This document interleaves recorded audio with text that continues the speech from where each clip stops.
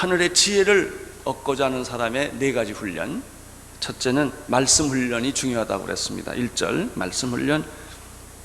나의 말을 받으라, 받으며 나의 말을, 내 계명을 지키며. 그래서 지혜를 얻고자 하는 사람은 먼저 하나님의 말씀을 받고 간직해라. 이것이 첫 번째 훈련이었습니다. 두 번째 훈련은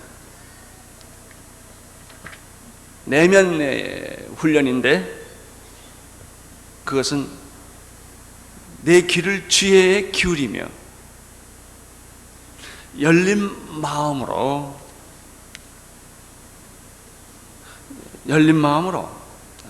활짝 문을 열어라. 두 번째 내면의 훈련. 세 번째 기도 훈련. 지식을 구하라.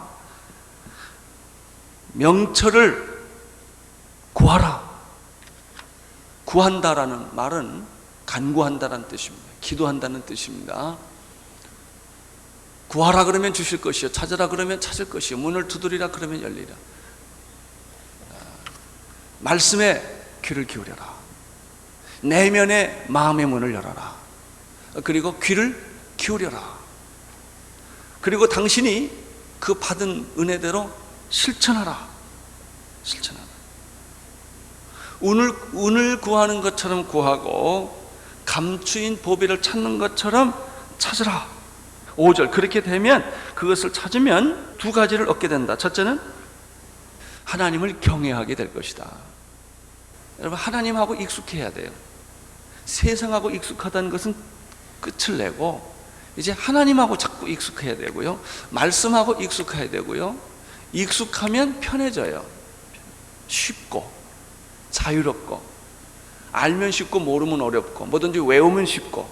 성경은 통째로 삶아 먹어야 돼요. 두루마기를 먹듯이 외우셔야 돼요.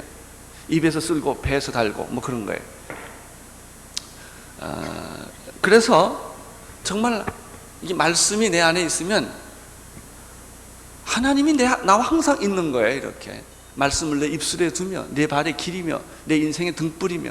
자꾸 사람이 할 일 없으면요, 나중에 할 일 없다 하고 너무 심심하면 성경 읽는다니까. 이것도 할 거 많고 저기도 갈 데 많고, 우리는 사실 시시한데 넘어갈 때가 많고, 안 해도 되는 걸 너무 할 게 많은 거예요. 이것도 해야 되고 저것도 해야. 근데 다 해봐야 별게 없어요. 다 허무하고 우습고 그런 거예요. 시시하고. 이게 아주 소중하다고 해서 해봤는데 없어요. 아무것도 없어요. 이게 진짜인 줄 알고 내 인생을 걸어봤는데 아무것도 없다고. 남는 건 말씀뿐이요. 말씀이 있으면 하나님이 항상 내 옆에 있는 것이죠.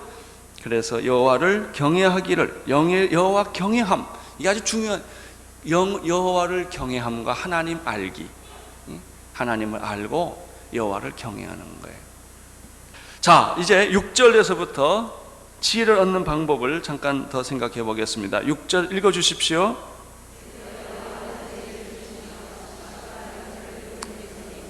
대저 여호와는 뭘 주시며? 지혜를 주시며 지식과 명철을 그 앞에서 내시며. 자, 그러면 지혜는 어디서부터 온다? 하나님이 지혜를 주신다. 내가 머리를 짜내는 것이 지혜가 아니에요. 꾀를 내는 게 지혜가 아니다 말이죠. 지혜는 내가 짜내는 게 아니다. 왜 사람들이 이렇게 힘드냐? 짜내니까. 그냥 짜면 신경질 나. 그냥 이렇게 흘러야 돼요. 지혜는 하나님이 주신다. 명철도 하나님이 주신다. 지식도 하나님이 주신다. 우리가 하나님 이 지혜를 얻는 방법은, 지혜는 하나님이 주신다라는 그런 생각을 할 때부터 지혜는 얻는 방법이 생기는 거예요. 7절 읽어 주십시오.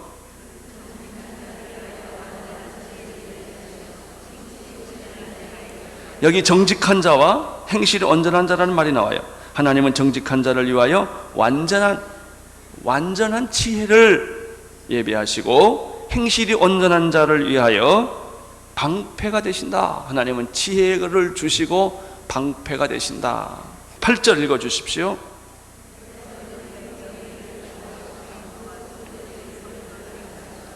공평의 길을 보이시고 길을 보존하여 주신다.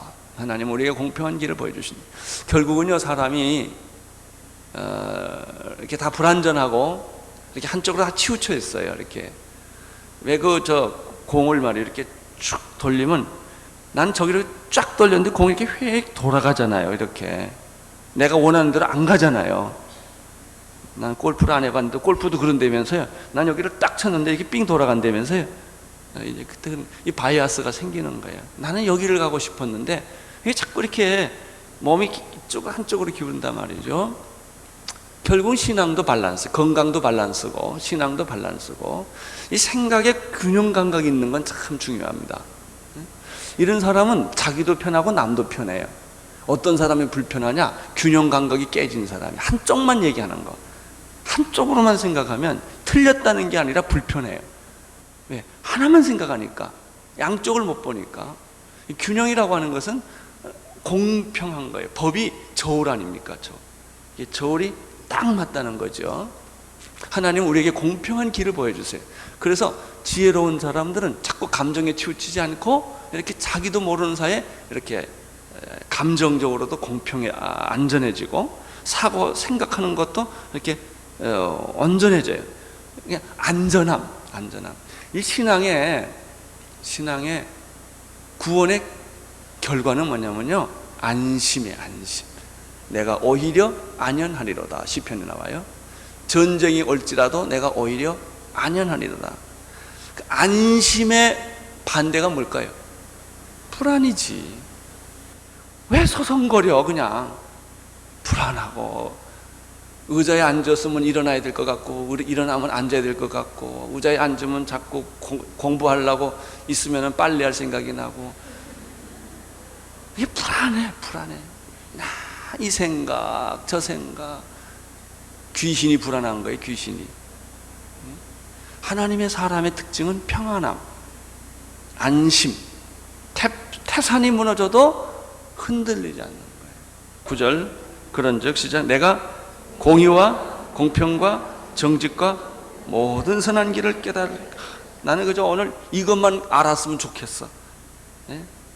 의로운 길, 공의, righteousness, 의로운 길을 가게 하시고, 또 그 판단, judgment가 아주 정말 공평하고, equity, 정직하고 선한 길, 그런 길을 내가 잘 알면, 왜 사람들이 왜 이러냐면 모르니까 자꾸 헷갈리는 거예요. 이거냐 저거냐, 이건 줄 알고 집어보면 아니고, 저건 줄 알고 가보면 아니고, 이 사람 만나면 행복할 줄 알고 가보면 아니고, 다 그런 거거든요. 직장도 마찬가지예요. 이 직장이냐 저 직장이냐, 이 대학이냐 저 대학이냐, 이 사람이냐 저 사람이냐, 이게 정확하게 딱 알면 간단할 건데 모르니까 자꾸 이것도 집어보고 저것도 집어보고 이것도 먹어보고 저것도 먹어본다고요. 그러니까 우리가 공의와 공평과 정직을 깨닫는다면, 그런 것을 내 몸에 이렇게 한다면, 내가 죽을 때까지 나는 다른 사람에게 피해를 안 주는 거예요. 나는 여러분들이 다른 사람에게 피해 주는 사람이 되지 않게 되기를 바랍니다.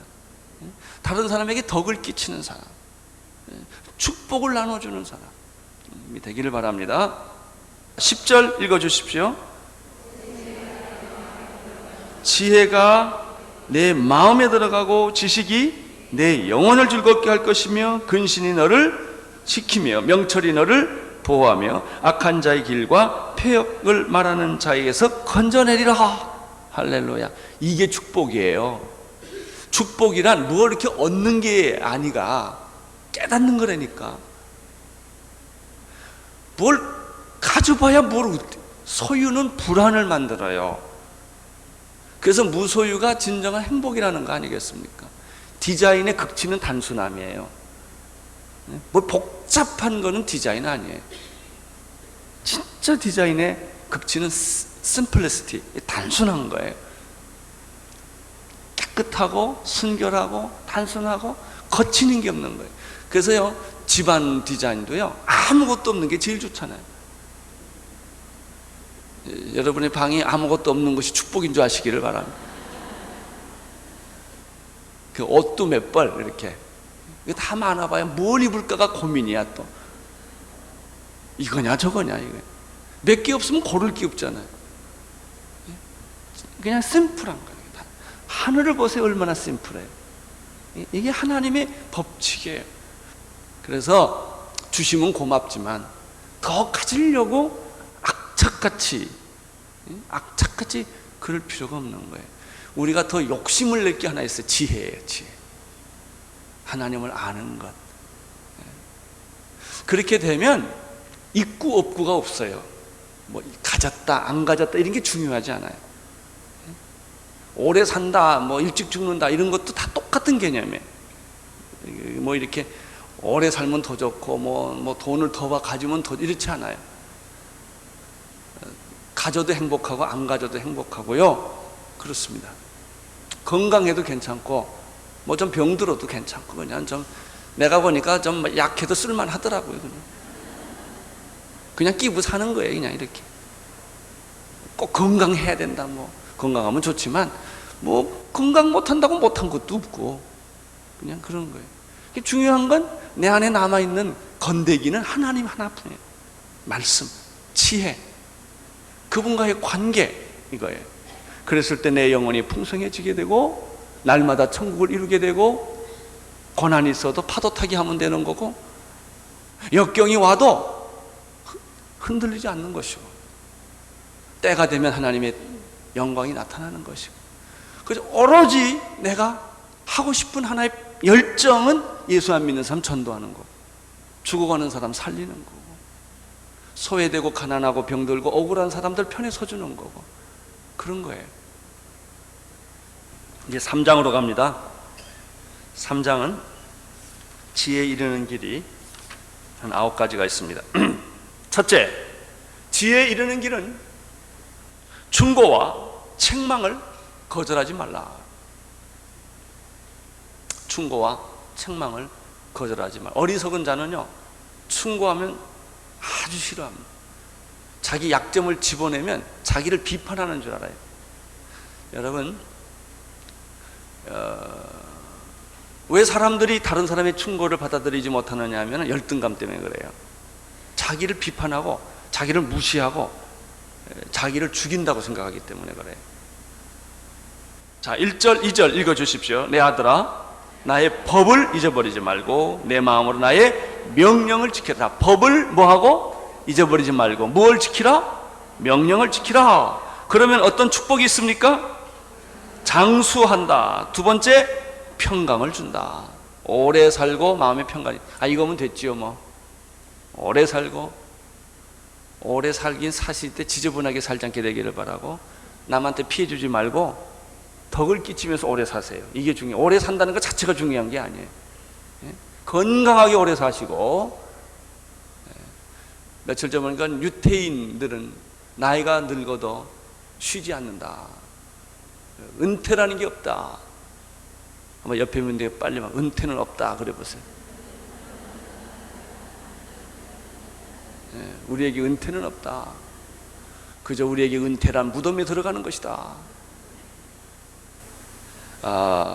나의 법을 잊어버리지 말고 내 명령을 지키라. 그러면 내가 장수할 것이고 내가 평강할 것이다. 지혜에 이르는 길은 충고와 책망을 받으라. 두 번째, 지혜에 이르는 길은 인자와 진리를 떠나지 않게 하라 하는 것입니다. 3절 4절 읽어주십시오. 인자와 그것에 목을 매며 내 마음판에 새기라. 그리하면 내가 하나님과 사람 앞에서 은총과 귀중의 영을 받을 것이다. 두 가지예요. 첫째 번은 법을 지키고 명령을 따르라. 충고를 받아들이라는 것이고, 두 번째는 인자가 먼저 와서 인자. 쉬운 말로 말하면 사랑이에요. 그거를 영어 한문으로 쓰니까 복잡해. 어질 인자에다가 자비로울 때 자자 쓰는데 헤세드라는 뜻이에요. 히브리 말로는, 영어로는 steadfast love예요. 변함없는 사랑. 인자와 진리를 내게서 떠나지 않게 하면 너는 은총과 사람에게 귀중히 여김을 받게 될 것이다. 지혜 이르는 길 첫 번째 충고와 책망을 받으라. 두 번째 인자와 진리를 떠나지 않게 하라. 세 번째 여호와만을 의지하라. 5절 6절 7절 8절 읽어주십시오. 시작. 너는 마음을 다하여 여호와를 의뢰하고 내 명철을 의지하지 말라. 너는 범사에 그를 인정하라. 그리하면 내 길을 지도하시리라. 스스로 지혜롭게 여기지 말지어다. 여호와를 경외하며 악을 떠날지어다. 이것이 내 몸에 뭐가 돼요? 양약이 되고 내 골수병을 고쳐주신다. 그런 얘기예요.